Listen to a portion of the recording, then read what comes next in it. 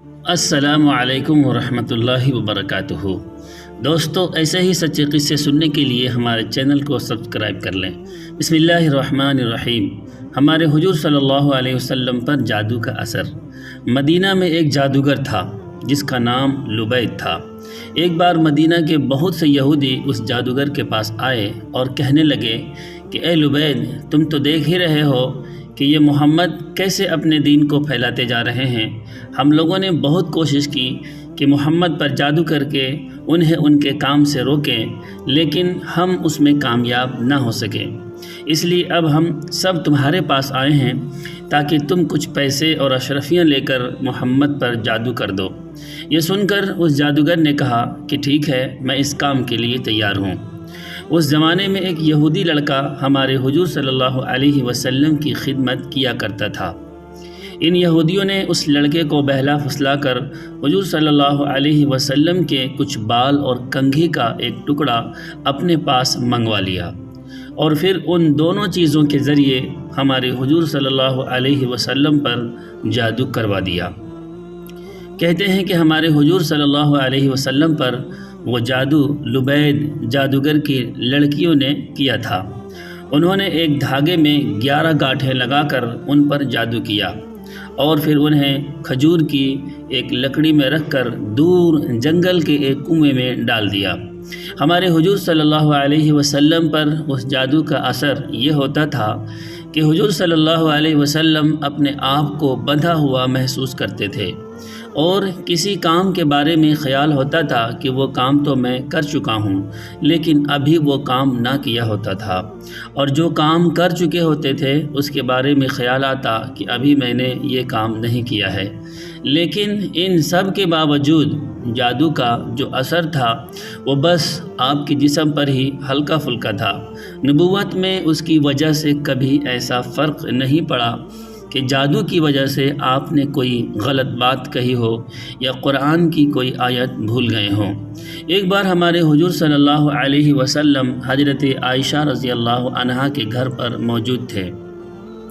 آپ نے خوب دعا کی اور اس کے بعد آپ کو نیند آ گئی اور آپ سو گئے۔ سو کر جب اٹھیں تو حضرت عائشہ سے کہنے لگے کہ اے عائشہ، اللہ نے ہماری دعا سن لی ہے۔ حضرت عائشہ رضی اللہ عنہا نے پوچھا کہ کون سی دعا اے اللہ کے رسول؟ حضور صلی اللہ علیہ وسلم نے فرمایا کہ ابھی خواب میں میرے پاس 2 فرشتے آئے تھے۔ ان میں سے ایک نے دوسرے سے کہا کہ یہ محمد کو کیا ہوا ہے؟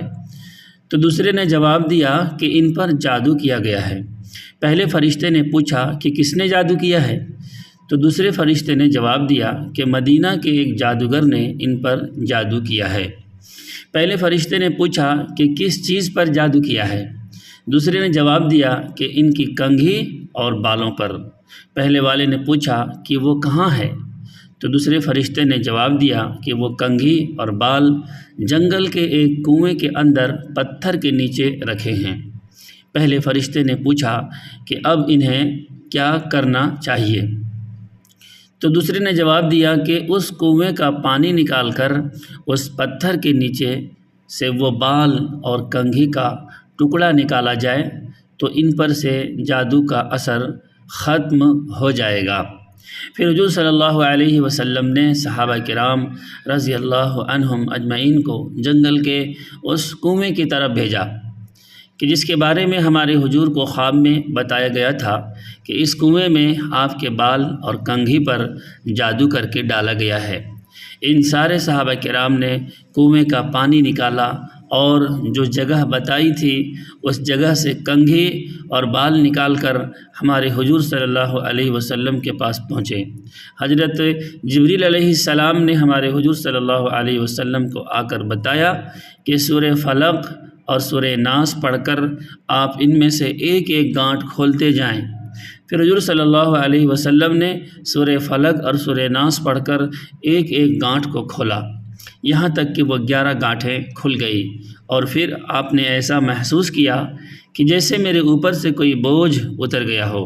ان سب کے بعد لبید جادوگر کو بلایا گیا اور اس سے پوچھا گیا تو اس نے اپنے جرم کا اقرار کیا کہ ہاں میں نے ہی آپ پر جادو کیا تھا۔ ہمارے حضور صلی اللہ علیہ وسلم نے اسے معاف کر دیا اور کوئی سزا نہ دی۔ ہمارے حضور صلی اللہ علیہ وسلم پر جادو کا اثر اللہ کے حکم سے ہوا تھا، کیونکہ ہمارے حضور صلی اللہ علیہ وسلم بھی ایک انسان تھے، لیکن اس کی وجہ سے ہمارے حضور صلی اللہ علیہ وسلم کی نبوت پر کوئی اثر نہ پڑا۔ دوستو، ایسے ہی سچے واقعات سننے کے لیے پلیز ہمارے چینل کو سبسکرائب کر لیں۔